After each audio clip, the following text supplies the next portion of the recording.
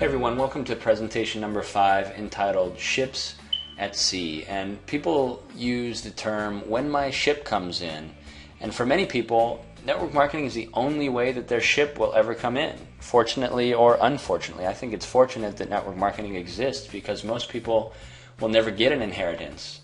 And they won't be able to save up enough money to buy a traditional business for $200,000, $300,000, $500,000.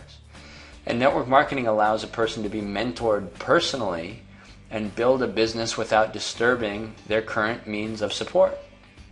So using this when my ship comes in ship analogy, you can understand how to know who is serious in your organization and who you need to work with. So there's 3 types of ships, and picture this, you're waiting on the shore for one of 3 types of ships to dock, and the 3 types of ships are full of gold, full of silver, or empty. And which one would you like to dock? I mean, these ships represent all distributors in your organization, whether personally sponsored or not. So if you've got a bunch of distributors in your organization and some are gold, some are silver, and some are empty, which ships would be the best to work with? And obviously the answer is, it's not a trick question, it's the gold ship. And if this is true though, why does everyone, when they start out in network marketing, have a tendency to work with empty ships and try to convince them to become gold ships? An example of this would be when you have a gold ship come into your organization, you think he or she will go out and set the world on fire. You know, he knows what he's doing, he's very personable, he knows a lot of people, she's great at this, she's great at that.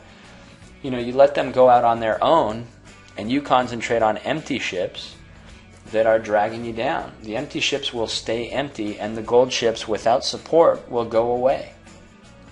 And this is the wrong way of going about the business. What you have to do is find your gold ships within your organization and pour as much support as you can into them. And what will happen is when a new distributor comes in the business, they're a silver ship, and how you work with them and support them determines whether they turn into a gold ship or they go empty. The more silver ships you turn into gold, the fewer people you have to sponsor to get your 5 serious people and really start building. So what are some characteristics of a gold ship? First, they're eager to learn. They call you with questions that they want answered and they ask for help. They might have someone that they want you to help to train or someone that they want you to help to sponsor potentially, and they're excited about the business. They understand enough about the business to know it's going to work for them, and it excites them. Lastly, they make commitments. They're buying and using the products, and they're spending their spare time learning about the business and products, etc. They're putting effort in. And before I continue, if you want more of your sponsor's time, keep all of these things in mind. Do these things and show that you're a gold ship, and I promise you, you'll get more of your sponsor's time. So let's continue. They have goals. Goals help drive people to what they really want, and their why is strong. Time with their family, more vacation time. If you have a strong why, you tend to push for it. And people with goals get where they want to go. They have a list of names. The list will be written down, and the reason for having it is that you can add to it any time and you won't forget the name later. So if I think of somebody that would benefit from the product or a business, I write the name down and then later on I have it on my list at the ready. And they're fun to be with. They look forward to your visit, whether it's business or pleasure. And lastly, gold ships are positive. These are people who you're going to travel the world with potentially. Who wants to hang around negative people? Positive thinking is contagious. There's no point. You can choose who you want to work with, so work with positive people. Basically, the only difference between a silver ship and a gold ship is that the silver has not yet been in the business long enough to understand the business to the point of getting serious about it. So there's 3 important words pertaining to that, and if you understand these 3 words, you'll understand what makes all network marketing organizations work, and it's expose, involve, and upgrade. First, you expose the person to the power of residual income, and then, after they understand residual income, to your business as a vehicle.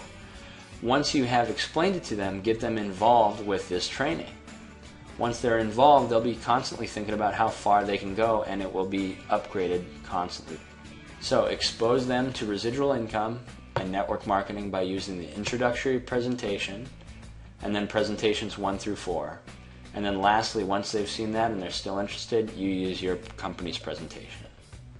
Then Get them involved by training them using presentations 5 through 10, which you're going through now.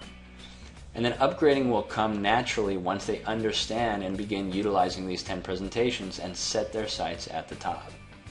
So here's a couple other important tips. When you call or visit your distributors, they should know that you're calling because you want to help, not to push them. Empty ships will always feel bugged, even if you're calling just to help. Gold ships just figure you're trying to help, and you'll pick that up in the tone of the conversation. Empty ships typically sink, and when they do, make sure you're not on board with them.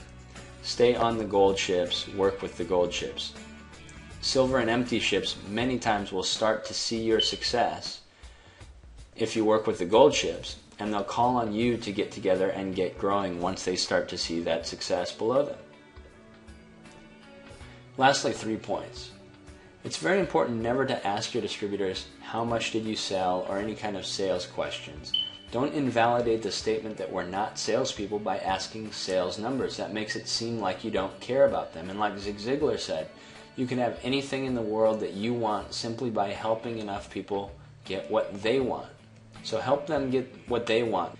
And understand also that you're not an empty ship. If you're viewing this presentation, by the time you get this far, you're gold or well on your way. Presentation number 6 has to do with prospecting and is called the third party invitation. So thanks for watching, and I'll see you on presentation number 7.